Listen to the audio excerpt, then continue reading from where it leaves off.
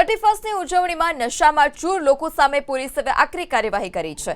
નવા વર્ષની ઉજવણી કરનાર 300 શખ્સ પોલીસ સકંજામાં। નશામાં પકડાયેલા 300થી વધારે લોકોને સિવિલ હોસ્પિટલ ટેસ્ટ માટે લાવવામાં આવ્યા। તમામ સામે પોલીસે દારૂબંધીના કાયદા હેઠળ ગુનો દાખલ કર્યો છે।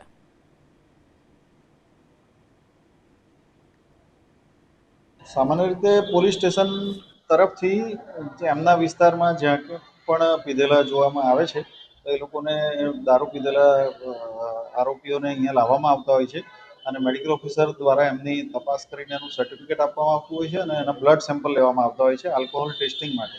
અને એ બ્લડ સેમ્પલ સીલ પેક કરીને ફોરેન્સિક સાયન્સ લેબોરેટરી ગાંધીનગરમાં મોકલવામાં આવતા હોય છે।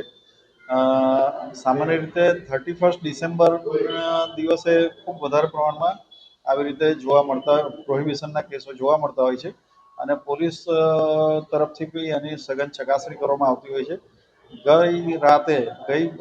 ગઈકાલે 31 ડિસેમ્બરના રોજ રાત્રિ દરમિયાન લગભગ 300થી પણ વધુ પ્રોહિબિશનના કેસો જોવામાં આવ્યા હતા અને એના બ્લડ સેમ્પલ લઈને મોકલવામાં આવ્યા છે।